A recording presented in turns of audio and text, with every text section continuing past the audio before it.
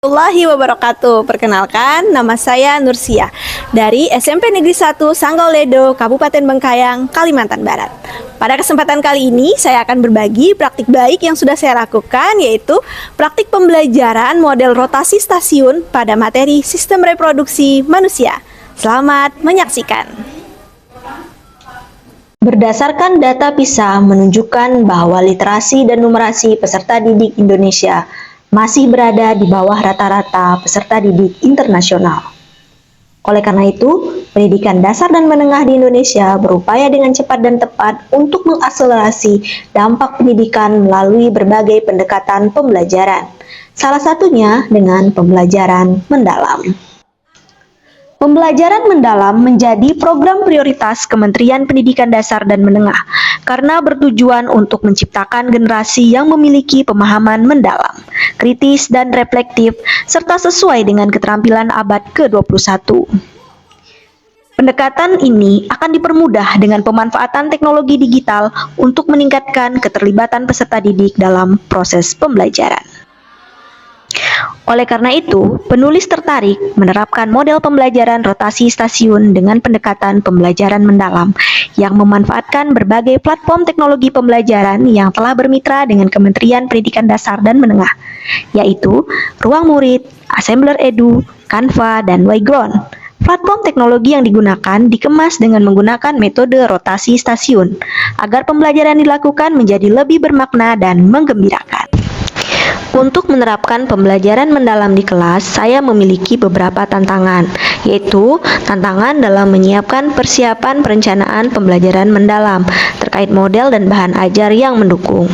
Untuk mengatasi tantangan tersebut, saya menggunakan Kombel internal sekolah dan MGMP IPA Kabupaten Bengkayang sebagai wadah untuk berkolaborasi dan berbagi inspirasi. Pada awal pembelajaran dimulai dengan pengalaman belajar memahami, di mana guru mengaitkan materi dengan materi sebelumnya, memberikan persepsi dengan mengajukan beberapa pertanyaan pemantik yang diharapkan dapat menarik minat siswa untuk mempelajari materi yang diajarkan. Atau kalian pernah nggak sih berpikir kok bisa ada bayi? Ada yang tahu bagaimana bisa terjadi atau terbentuknya bayi? Ada yang tahu? Setelah memberikan pertanyaan pemantik, guru menyampaikan tujuan pembelajaran yang akan dicapai. Agar murid memahami jalannya proses pembelajaran, maka guru menjelaskan metode rotasi stasiun. Nanti akan membagi kalian menjadi 4 kelompok. Ya, jadi nanti kelompoknya berpindah.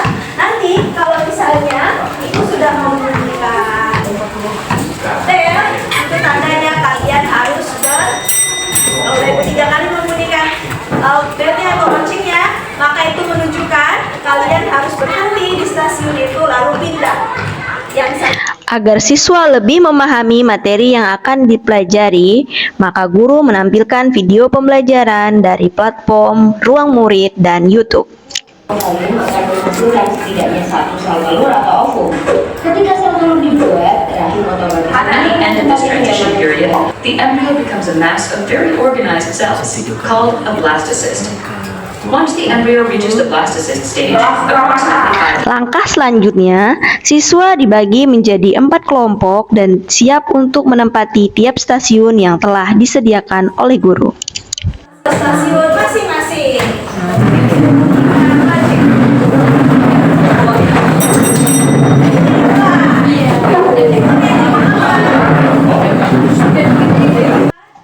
Selama pembelajaran berlangsung, guru memfasilitasi tiap kelompok di stasiun yang berbeda.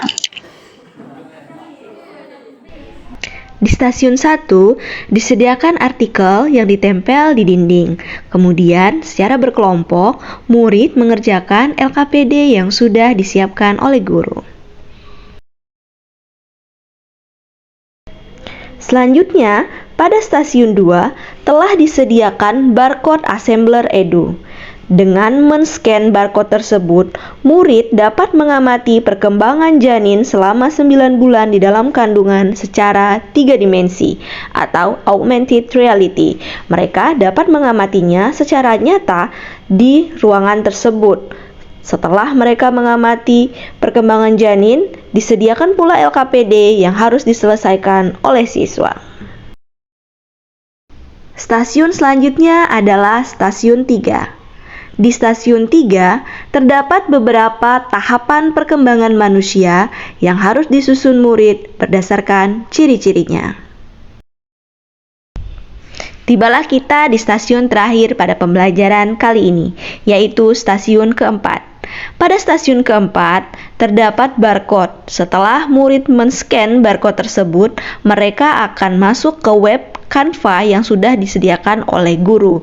Dengan membaca materi yang tersedia pada web tersebut, kemudian murid secara berkelompok akan mengerjakan latihan yang telah disediakan.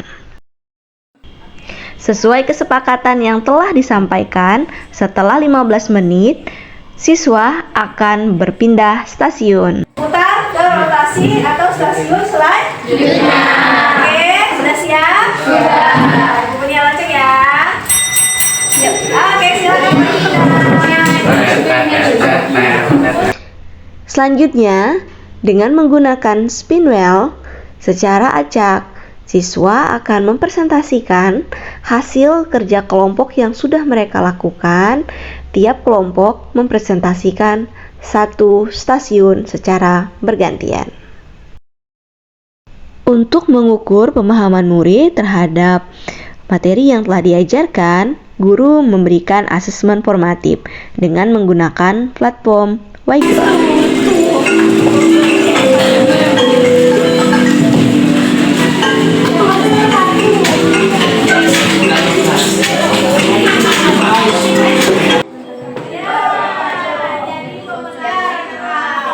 Siapa yang tantang? Tepuk tangan. Yang nomor 1 itu adalah kelompoknya monyet, monkey. Siapa yang monkey? Kita ayam. Oh, tapi tidak. Gitu. Nah, ini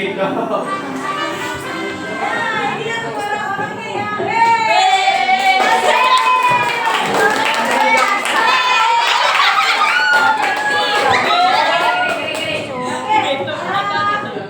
Bravo. Gimana pelajaran kita hari ini? Di akhir pembelajaran, murid dibimbing oleh guru untuk memberikan kesimpulan terhadap pembelajaran yang mereka lakukan dan juga poin-poin penting yang harus mereka ingat. Kenalkan, nama saya Angel dari kelas 9A. Tadi saya mempelajari IPA, ada reproduksi, ada 4 stasiun, setiap stasiunnya menyenangkan dan menarik. Selamat pagi, saya Ibu Francisca Rica, guru IPA di SMP Negeri 1 Sanggoledo. Menurut saya pembelajaran yang dilakukan itu sangat memfasilitasi keterampilan kolaborasi dan komunikasi. Saya melihat siswa sangat terlibat dan sangat aktif di setiap stasiun. Perkenalkan, saya Suliani dari SMP Negeri 317. Model stasiun rotasi yang dilakukan berhasil mempertahankan fokus dan energi siswa sepanjang pembelajaran. Serta pemanfaatan teknologi 3 dimensi adalah cara yang modern dan efektif untuk menjelaskan topik yang abstrak.